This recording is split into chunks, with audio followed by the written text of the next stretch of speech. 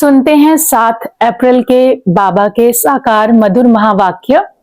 बाबा कहते हैं, मीठे बच्चे, सबसे अच्छा दैवी गुण है शांत रहना, अधिक आवाज में ना आना, मीठा बोलना।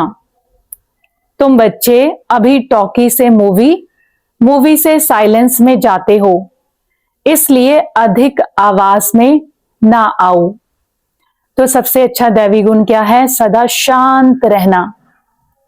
बाबा कहता ज्यादा नहीं बोलना, इसीलिए हमारा स्लोगन है, कम बोलो, धीरे बोलो, मीठा बोलो, सोच समझ कर बोलो। ज्यादा बोलने से आत्मा की एनर्जी वेस्ट होती है, एनर्जी को कंजर्व करना है।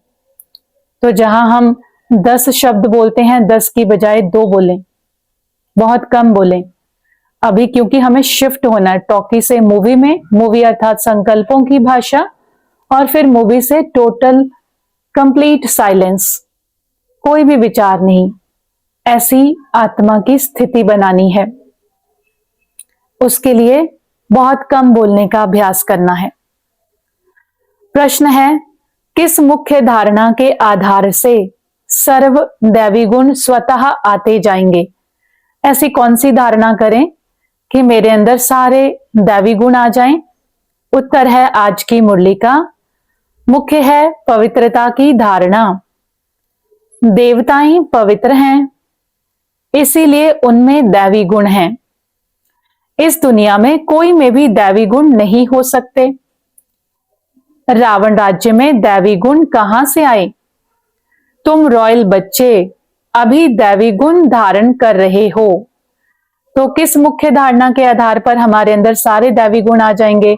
दैवी गुण हैं पवित्रता, मधुरता, गंभीरता, अंतर्मुखता, हर्षित मुक्ता, नम्रता आदि आदि।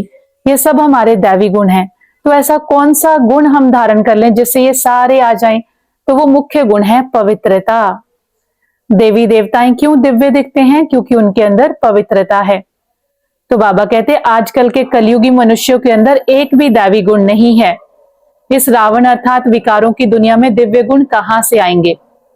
बाबा कहता, तुम मेरे रॉयल बच्चे ही अभी दैवी गुण धारण कर रहे हो, क्योंकि हम सब आत्माएं सबसे पहला और मुख्य गुण पवित्रता को अडॉप्ट करते हैं, अपने जीवन में धारण करते हैं। इस पवित्रता से बाकी सारे गुण हमारे अंदर आ जाते हैं। गीत है, भोलेनाथ से निराला कोई और नहीं, बिगड़ी को बनाने वाला कोई और नहीं। तो निराकार परमात्मा शिव बाबा भोलेनाथ हैं। वो हम सब आत्माओं की बिगड़ी हुई तकदीर को बनाते हैं। उनसे निराला, उन जैसा न्यारा और प्यारा इस दुनिया में कोई और नहीं, क्योंकि वो जो हमारे लिए करते हैं वो कोई और नहीं कर सकता। आज की मुरली का धारणा के लिए मुख्य सार है, पहला पॉइंट, किसी से भी बहुत नम्रता और धीरे से बातचीत करनी है। बोलचाल बहुत मीठा हो, साइलेंस का वातावरण हो, कोई भी आवाज ना हो, तब सर्विस की सफलता होगी। तो जब हम दूसरों के साथ व्यवहार में आते हैं तो आज बाबा हमें मिठासता, मधुरता और नम्रता का गुण धारण करने के लिए कहते हैं।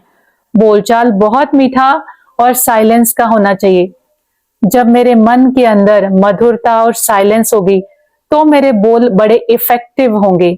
जो ज्ञान हम दूसरों को सुनाएंगे वो सीधा उनके मन के अंदर जाकर लग जाएगा, उन आत्माओं को वो ज्ञान धारण हो जाएगा। दूसरा पॉइंट है, सच्चा सच्चा आशिक बन एक माशूक को याद करना है। याद में कभी आंखें बंद कर कांध नीचे करके नहीं बैठना है, देही अभिमानी होकर रहना है। तो परमात्मा, उस परमात्मा के साथ हमारे सर्व संबंध हैं। वो माता पिता, सखा, स्वामी, सतगुरु, साजन, हम सब आत्माओं का वो साजन है, पतियों का पति, वो परम पति है। तो हम सब आत्मा सजनिया उस माशूक को याद करते हैं।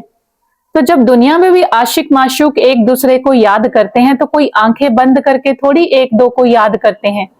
आंखें खोल के मन ही मन उस परमात्मा माशूक को देखते रहना है, उसको याद करते रहना है, उससे गुण शक्तियां लेते रहना है। आंखें बंद ना हो और शोल्डर्स हमारे ड्रॉप ना हो, ऐसे ढीले होकर नहीं बैठना। बाबा के कहने का भाव कि आलसी अलबेले होकर नहीं बाबा की याद में बैठना, देही अभिमानी आत्म अभिमानी होकर रहना है। वरदान है आज की वाणी का, सर्व खजानों को स्व के प्रति और औरों के प्रति यूज करने वाले ही अखंड महादानी भव। सर्व खजानों को स्व के प्रति और औरों के प्रति यूज करने वाले अखंड महादानी भव। विश्लेषण है, जैसे बाप का भंडारा सदा चलता रहता है, रोज देते हैं, ऐसे आपका भी अखंड लंगर चलता रहे, क्योंकि आपके पास ज्ञान का, शक्तियों का, खुशियों का भरपूर भंडारा है। इसे साथ में रखने व यूज करने में कोई खतरा नहीं है। यह भंडारा खुला होगा तो चोर नहीं आएगा, बंद रखेंगे तो चोर आ जाएंगे। इसीलिए रोज अपने मिले हुए खजानों को देखो और स्व के प्रति और औरों के प्रति यूज करो तो अखंड महादानी बन जाएंगे। जैसे हम दुनिया में लंगर लगाते हैं खाने पीने का, इसी तरह से अब कौन सा लंगर लगाना है? ज्ञान का, शक्तियों का, गुणों का, दूसरों को सुख देने का अखुट लंगर लगाना है, दूसरों को खुशी देने का लंगर, प्यार स्नेह शक्ति देने का लंगर लगाना है, उमंग उत्साह होपलेस केस में होप भरने का लंगर लगाना है।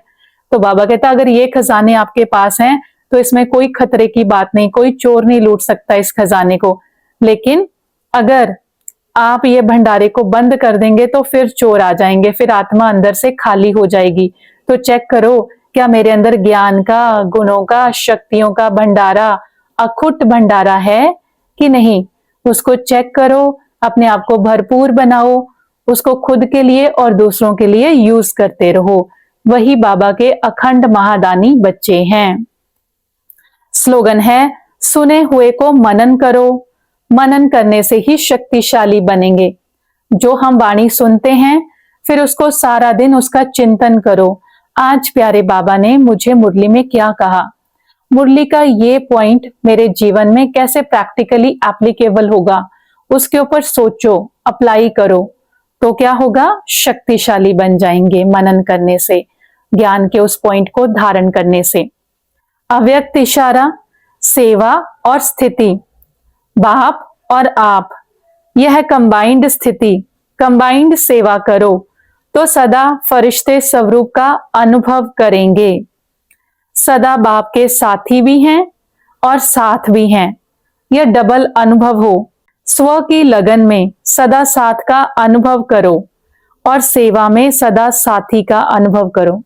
स्व की लगन में सदा बाबा को साथ रखो कि वो मेरे साथ है, और सेवा में वो मेरा साथी बनकर मेरे साथ सेवा करा रहा है, ये अनुभव करो। सेवा और स्थिति, सेवा के साथ साथ मेरे मन की स्थिति भी शक्तिशाली हो। जैसे बाप और मैं आत्मा कंबाइंड, वैसे सेवा और स्थिति ये कंबाइंड स्वरूप हो। प्यारे बाबा का बहुत बहुत शुक्रिया। अच्छा, ओम शांति।